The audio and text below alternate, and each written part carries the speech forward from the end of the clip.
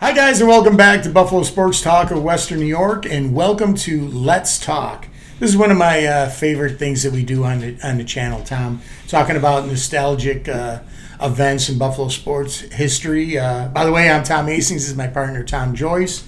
And today we are going to be talking about the history of the Rockpile and the Buffalo Bills seasons in that Rockpile Stadium from 1960 to 1972.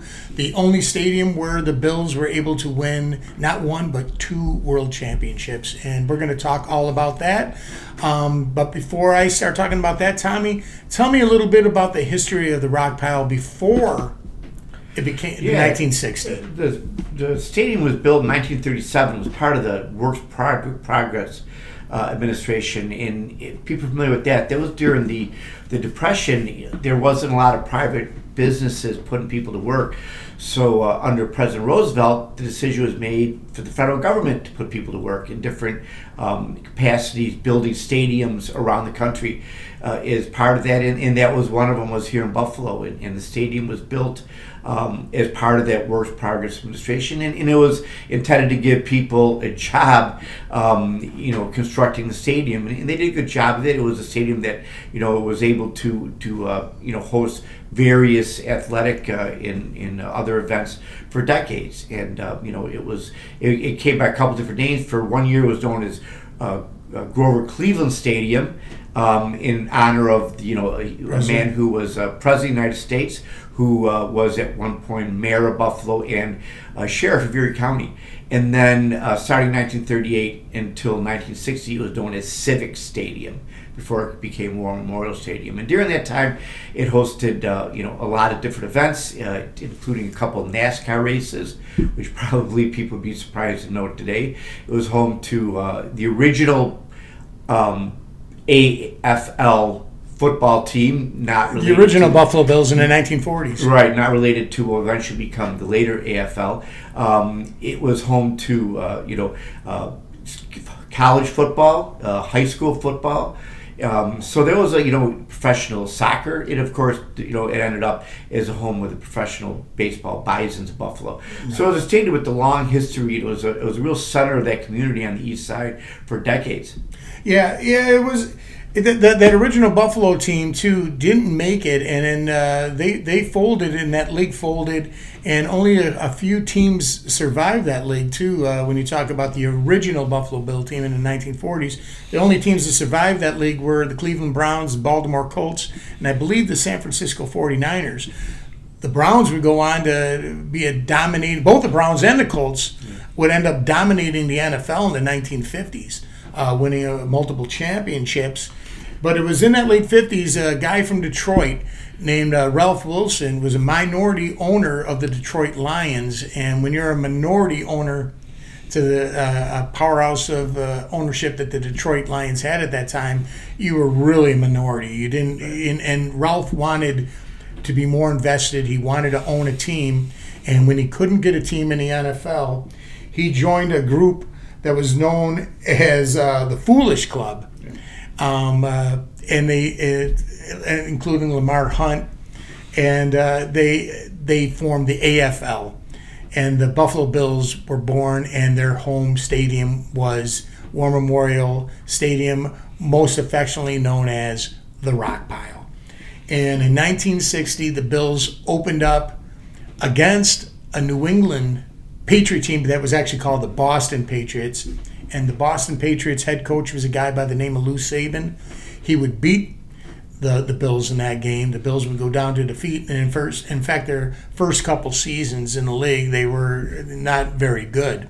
They were coached by a guy named Buster Ramsey, and their uniform was a carbon copy of the Detroit Lions uniform. They had a silver helmet and a powder blue jersey for their home jersey, and they were just a carbon copy. And Buster Ramsey was actually a former defensive coach for the Detroit Lions.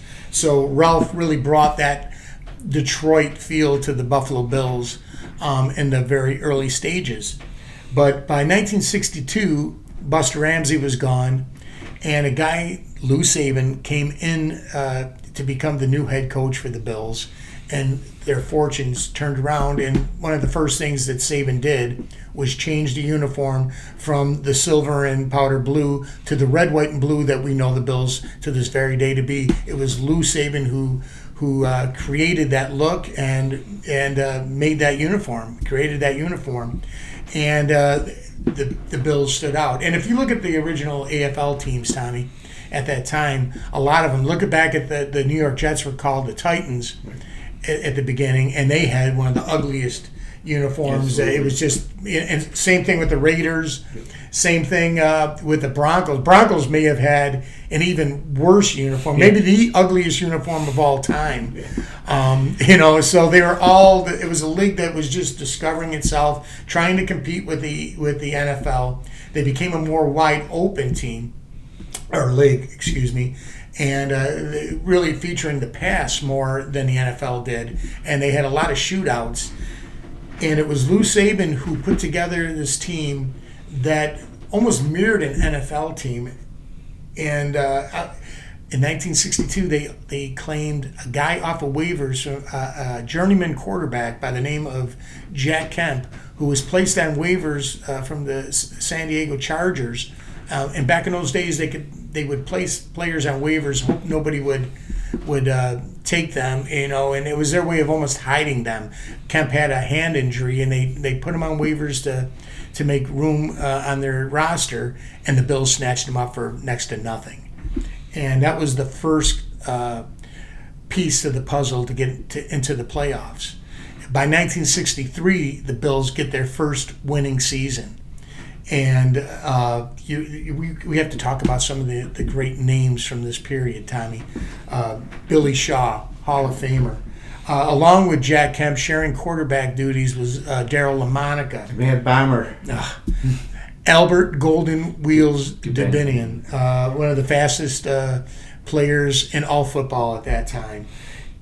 You talk about Tom Sestak, a guy that's really undervalued. When people talk about great players, he unfortunately died very young, but he was a great defensive player. You talk about characters like Paul McGuire, our punter, who is just one of the great characters of all time. And you got to take players like Mike Stratton, a great linebacker, and Pete Gogolak, kicker, the first kicker to have the soccer style. It wasn't a straight ahead kicker. That started in Buffalo, and a guy that would go on to a pretty decent head coaching position in the NFL in his later years, Marty Schottenheimer, was on that defense as well. So this was a really well-rounded team. And then, of course, our star running back was Cookie Gilchrist, Tom. Yeah. So we move on. The Bills make the playoffs, and they're turned around by Saban in 63, and in 1964, Tom, they are one of the best teams in the league. They have the game for the championship in the Rockpile against the San Diego Chargers. And in that game, one of the most famous plays in all football history takes place. The Bills are down 7-0, and then Mike Stratton makes the hit of the century, they called it, when he knocks out the Chargers' Keith Lincoln. And it turned, by all accounts, it turned that game around. The Bills go on to win 20-7, and Jack Kemp is carried off the field, and they're world champions, Tom. Yeah, Jack Kemp, I think prior to the arrival of Jim Kelly, he was pretty much unanimous choice for, the best Bills quarterback of all time. And, he was a guy who obviously went on to have a great career in politics. In fact, was a vice presidential candidate at one point. So a really successful guy and a really pillar of the community for a long time. He really was. And yes, his post football career, he was always, even in his political career, always a great ambassador to the city of Buffalo. But that 64 season, Tom, we were just babies. We were just born in 64. So we unfortunately can't remember those years. But when you talk about who was the all-time Bills quarterback, to this day, Jack Kemp is still the only quarterback to win a world championship. Right. Not only did he do that, but in 1965, the Bills turn around and repeat as world champions of the AFL, beating the Chargers again, this time in San Diego. But Tommy, stories of that Paul McGuire tells great stories of how the Bills fans were at that Rockpile. That if the Bills were not doing well, they would throw beer cans on the stadium, on the ground. And he said if you're lucky enough, and you're walking back to the locker room, you could grab a beer and you'd have one or two on the way to the locker room. Again, that's what I'm saying with Paul Talk McGuire. about a different world. Yeah, it really was. But Paul McGuire definitely, then later on, obviously, you had a great career as a Bills broadcaster, and just one of example of an everyman, a guy who was a professional athlete, but a professional athlete that everybody could relate to. He could be your next door neighbor, and we don't see a lot of those kind of athletes anymore. And Paul McGuire would definitely, I think, really embodied not only the Bills but the whole Buffalo, community. Yeah, he really did. I loved when he was an announcer. He had a show also on the local. Yeah. He stayed in Buffalo, I believe, his entire life. He stayed here, remained local, but he did what was for Empire. He had a show, I believe, on Monday nights where he would review the games and talk to players. And another great representative to the city of Buffalo when he would do the national games. I just loved it. I loved his rapport that he had with what was it? Albert. I can't. What was his first name? Was it Kenny Albert's his son? Oh my God, Marv Albert. Marv Albert and Paul, they had a great back and forth. Yeah. And whenever they would do a Bills game, it always made my day. Yeah. Because Paul would just have a way of saying the funniest things, and I think only if you lived in Buffalo did you understand half of the things he was talking about. Yeah. I remember when the Bills won the AFC championship in 1990 to go to the first Super Bowl. They had the horses on the field. And Paul was doing it one game. He goes, I tell you what, they better get those horses off the field. Yeah. The Bills fans will beat them up. Yeah. So quite a character, but there were so many characters on that team. Cookie Gilchrist was one. He was a controversial character, and he got mad at some play call decisions Saban was making in that 64 season, and he walked off. Yeah. Of the team, and Lou Saban kicked him off the team. And Jack Kemp, being the politician that he was, gathered the other players around and they talked. And Jack went to Lou Saban and he said, listen, the guys on the team have talked and we really want Cookie back on the team. We don't want to take this away from him. This is what he has. This is his life. And Lou Saban said, how could I say no to him? And he brought him back on the team, and they won a championship. They did get rid of him the following season. He went to Denver, and Buffalo. It was a trade between Denver and Buffalo picked up running back Billy Joe. And as I said, they went on and won the AFL championship again, back-to-back seasons. And then 1966 happens, Tommy, and they're still one of the best teams in the league. And they get to the AFL championship for a third straight time, only to lose at home in the Rockpile to the Kansas City Chiefs. And the sad thing about that game, Tommy, was the winner of that game would go on to the first Super Bowl. Yeah. So the Bills just missed out on the very first Super Bowl. Would have been playing against Lombardi-led Packers, and that would have been a great story for Bills faithful to look back on, but it wasn't meant to be. It's one of those stories that they say we'll never know, but a lot of people, a lot of players in that league thought that the Bills matched up against the Packers better than Kansas City did. Even though Kansas City destroyed them in that AFL championship game, right. They thought, Buffalo was built more like an NFL team. And so they thought that would have been a much better matchup for them. But it would take the AFL a couple more years before the New York Jets would win the Super Bowl, and then the Kansas City Chiefs would win the Super Bowl, and the AFL would merge with the NFL. But for the Bills, sadly, following the 1966 season, they would not make the playoffs again while they played in the Rockpile. They wouldn't return, in fact, to the playoffs again until 1974. But they had some interesting games, and a lot of injuries. Ed Rutkowski who was a wide receiver ended up having to play quarterback because they had so many injuries to the quarterback position in the 1968 season. And Ed Rukowski would joke, and he also went on to a political career here in Buffalo. But he would joke that it was because he was such a bad quarterback, the Bills were able to draft in 1969 O.J. Simpson. Yeah. So O.J. Gets drafted, and Saban leaves the team in '66. Joe Collier becomes a coach, and when they go on a losing streak, the Bills hire John Roush as their coach in 1970 for the merger. And it was Roush's decision to use OJ as a decoy. So they didn't have very much success, obviously, with that.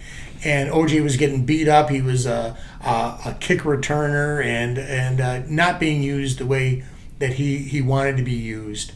But 1972, the last year of that stadium, and do you remember the bumper sticker, Tommy, that was very popular in 1972? Bills are due in 72. The Bills are due in 72. They pick up Walt Patulski and Mike Kadish from Notre Dame. Yeah. And Lou Saban becomes the head coach again that last season. And that was also a very special season for me because it was the first time that my folks got season tickets to the Bills. And I was able to go to most of those games in that 1972 season, including the opener against the New York Jets, where my dad walked me down to the field and we got Joe Namath's autograph. Now, Tommy, you'll talk about that stadium. It was like a high school stadium. It's nothing like the pro stadiums of today. I was able to walk down right to the end where they were warming up, and my dad just called out, "Hey, Joe!" And we had the Pro magazine. They used to, for younger viewers that may not know, they used to give you a full magazine, with all the rosters and great stories of teams. And I had my pen, and Joe Namath came walking over and signed that magazine.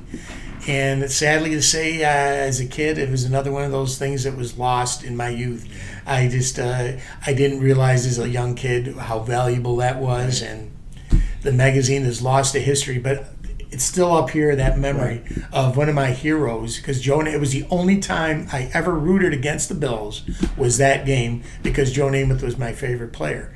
And I remember my dad looking on with just so embarrassed because the Bills lost that game, and I was like cheering for the Jets, and I'm lucky that he took me back to games after that. But after that one game, I always cheered for the Bills, and I can remember one more standout game in that 72 season. Lou Saban approached OJ at the start of the season. OJ wanted to quit. He wanted to leave football because of the way he was being treated, and he was losing his passion. And Lou Saban says to OJ, "Listen, if you decide to quit, I'll respect it, and I'll wish you a great life. But if you decide to stay, I think you're going to really enjoy yourself." And Lou Saban went about making that team to be built around OJ. Mm-hmm. And it started becoming a running team. You remember our quarterbacks during that last time with Dennis Shaw. Gary Morangi. No, that was before that. Yeah. Actually, the Buffalo Bills had the first black quarterback, first African-American quarterback in the league, James Harris. James Harris, yeah. Number 12. He was a backup for Dennis Shaw. Dennis Shaw, I can just remember him winning Rookie of the Year, I believe, in 1971. But then in 1972, he was, by then, I just remember his floaters. Yeah. And in that 72 season also, I remember being able to see players like Franco Harris and Johnny Unitas. It was Johnny's last year with the Baltimore Colts, and the Colts were in our division, so we played them twice a year, and I actually got to see Johnny Unitas play live. And that, I was young, but that still made a mark on me. Yeah. I still knew, hey, I'm seeing this guy that's a legend. It's like a walking American icon. Right. So that was great, and they were so close. Like those stands were so close that you just felt like you were a part of the game, and much more. It was such a different world, and it was such a different game back then. These players didn't make a lot of money. A lot of them had other jobs. but they played for the love of the game.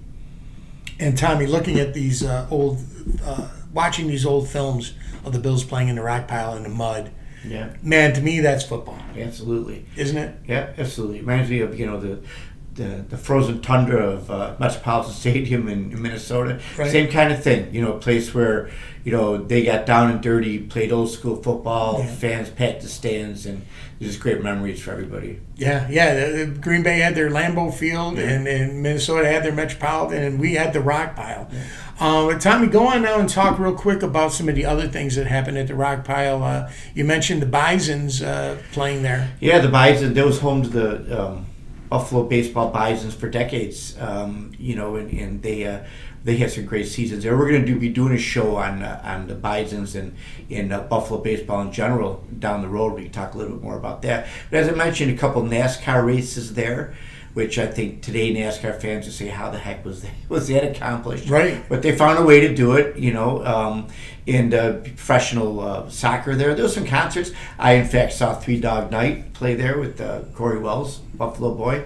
It was a place where, you could go and see a high school game one week, and then a college game the next week, and then a professional game the next week. Well, you were talking about. I talked about being there for the last season there for my first Buffalo Bills game, but you had an interesting story about. Yeah, I actually Rockpile. in my undergrad time at Buff State, through the university, I got a job working one summer for the baseball Bisons at the stadium.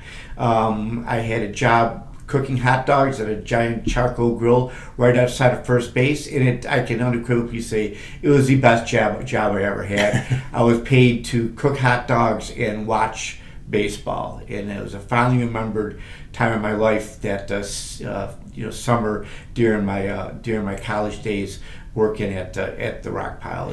It was a great experience. Made some really good friends. It was fun. Well, speaking of baseball, the movie The Natural was filmed at the Rockpile as well. So that is another movie, a great movie with Robert Redford, that will help the Rockpile live on for all time.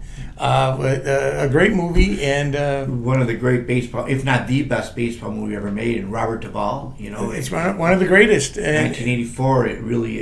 We were around at that time, obviously, and we remember it was a huge event when that was filmed around here. Well, for us, 1984, we were in our prime. We were 20 years old, and that was young life, and it was a huge story. The Natural being filmed there. I know people that were extras in the movie. I was too busy doing whatever I was doing in those days, but to try to be an extra. But I remember watching the movie with pride and saying, that's our city up there, and a big budget Hollywood production, and it took place at the Rockpile. So great memories of that Rockpile. When I was mentioning those old names, like Paul McGuire and that, they say how they had to run in to get the shower. There was only hot water in the showers for 10 minutes, and then it would be cold. I mean, what I love about these stories is, to me, and it's something that's missing in professional sports nowadays, and this is the geezers talking now, is that the muddy games and those, you fought for it, you didn't get handed stuff. You weren't multi-millionaires. Right. They were guys that were a part of your community, and they bled and they fought for a game that they loved, and they played it with passion. And I just love seeing these videos that we've been showing of these guys rolling around in the mud, and the great names, Cookie Gilchrist. And Cookie also had in the AFL version of the Pro Bowl, I believe they were going to play in New Orleans, and they wouldn't allow the black players to be in the same hotels as the white players. So Cookie protested, and because of his protest, they ended up moving the game. They took it out of New Orleans. I'm right now I'm having an old man moment. I can't remember where they moved it to, but it was because of him, and all the AFL players bonded with Cookie on that and agreed, and they all stood in solidarity, the white players and the black players together, that they would not play that game. And it was Cookie Gilchrist. He was the main voice in that protest. So Cookie Cookie was a guy that when they talk about the great all-time great running backs, I think because of his controversy, because of his off the field, he was the type of player Edward Kowski described as a guy that wanted to be paid 3 times. He wanted to play offense, he wanted to play defense, he wanted to play special teams, and he wanted to be paid separately for all 3 of those positions. He was a guy that knew his worth. He was a phenomenal athlete. He came out of Canada. And he's a very underappreciated running back. I think if he would have been in the NFL and as opposed to the AFL, I think he would have been known similarly to somebody like Jim Brown. Right. And he was one of those type of players, running backs like Jim Brown was, just tough as nails. And you have a player like Albert Tabinian that matches that with his speed and his athletic prowess. So it was a great cast of characters, and those 2 back-to-back championships. No other Buffalo Bill team has done that. Yeah. And and the names live on in the Wall of Fame at the old stadium, and I'm sure they're going to be transported. You got Tom Sestak and Griffey Gilchrist and Jack Kemp all up there, and Billy Shaw, and those are players that will live forever in Buffalo lore.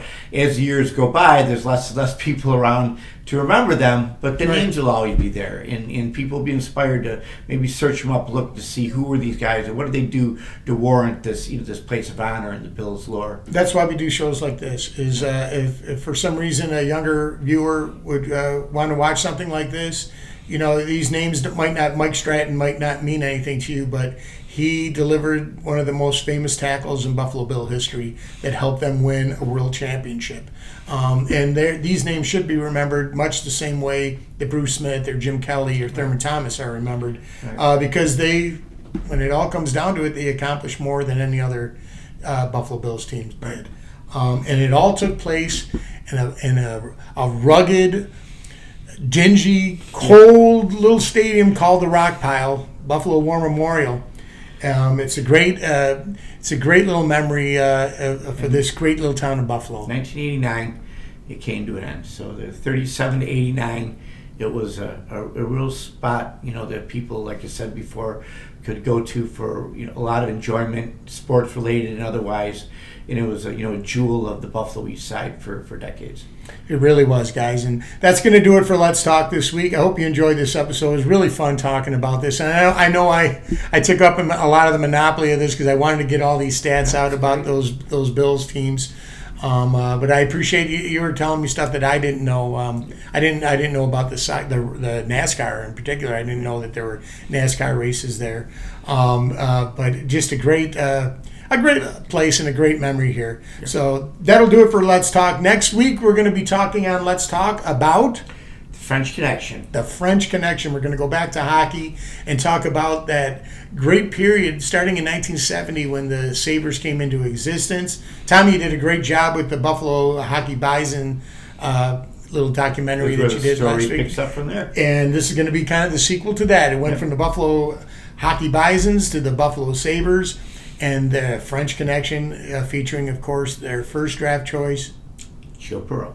It's going to be a fun show. We'll also have Table Talk on Monday, guys, and we'll wrap up what the Sabres did this past week. So until we see you again, I hope you guys have a great rest of your week, and we'll see you again next Monday on Table Talk, and then again Wednesday on Let's Talk. Until then, guys, give us a like and a subscribe. Hit the bell icon so you're notified every time we upload a video, and go Sabres, go Buffalo, go Bills, go you. We'll see you guys.